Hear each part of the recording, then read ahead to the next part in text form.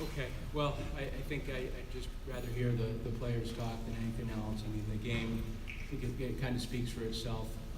We didn't know the nature of how it would go based on the first couple of days, but the game became very offensive. It was just one of those nights that you see every so often. Certainly, on Clemson's side, that's not indicative of them by any stretch. They got a very good team. They played some outstanding baseball here over the past month and a half and throughout the year. We won 47 games. That says something. But I'm proud of our team. I'm proud of our team of how we reacted in this particular tournament. Proud of the two guys on my left because they're juniors inside the program. They battled through the year, and they did a nice job of coming in here tonight, very focused. Connor had a night that no one would, anyone would love to have. It was just remarkable. He's one of the best defensive shortstops we've ever had. That offensive output today, and Scotty has just been just so good behind the plate, and he's had such a good month himself offensively. So you can just talk to them if you would. Questions for the students? Connor, you guys reached some NCAA tournament records in that game in terms of home runs. What's your explanation? Where did the home runs come from? I don't think there's any explanation. I think we came in, just focused and ready to play, and just kind of a crazy night. Anything similar in your past? You're not a home run hitter like that. I mean, Little League or anything growing up ever? Steven, when you guys are in the dugout and there's 3 homers, 4 homers, 5 homers, and they keep going, what's the reaction? What were you guys saying in the dugout when those kept coming? It's exciting. I mean, it's awesome to see everybody getting theirs. So we love seeing Julian get on the board. We love seeing Harrison, and that was Harrison's first, so we were real excited for him. Connor, you guys have done this back-to-back years, come here and won on the road. What do you think it says about the team to come here and beat a 1 seed on the road? I think both years are different. Two different teams. But I think our approach was really good. We were focused. We didn't get caught up in the crowd or anything like that. We knew what we needed to do, and we did that. Other questions for the players? Coach, any news at all about hosting a regional or where you guys might go? I don't know any of that right now. I'm just going to enjoy what we did. Any other questions for the student athletes? All right, guys, you can go. Questions for Coach Corbin? Tim, can you give us any baseball reason why all those home runs happened tonight? Matchups or anything? Baseball.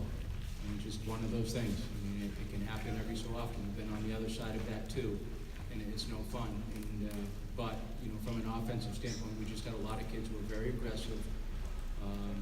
They were very deliberate. I could tell when we were in the batting cages that there was a different feel, not a different feel of what they're doing, because I think they're pretty consistent. But I just thought they were very much on point. There wasn't any screwing around. Not that there ever is. A very mature bunch. But they were very deliberate in what they were doing. They were getting off good swings in the cage. Not that that's going to mimic what's going to happen into a game, but I felt like we were prepared, and I felt like we were going to play well. I know it was against different pitchers, but it seemed like there was a snowball effect a little bit there. Did you sense that at all? Absolutely. I mean, that happens. I mean, it happens on the other side. It's just once a couple guys start swinging the bat well, guys get up there, they feel confident about what they're doing. I thought, you look at the score, but I thought the big turnaround in that entire situation was bases loaded, 1 out. And when we got out of it and then came right back, I thought that was the switch, because I thought the game could have been either way. That's a very explosive team. And when Harrison Ray walked, that really got some things going, and that built a very big inning. But that game was in the balance. In no time was I standing over there at third base until the very end, thinking that game was over. Why'd you stick with Mason when they were loaded? Temperature of the game. I think it's just difficult to bring in a kid. He had good stuff. Talked to Scotty about his stuff. I asked Brownie about it. He says he feels good. Stuff's still crisp. And I thought that he would be able to execute the breaking ball against Davidson. And then Beer, flip of the coin,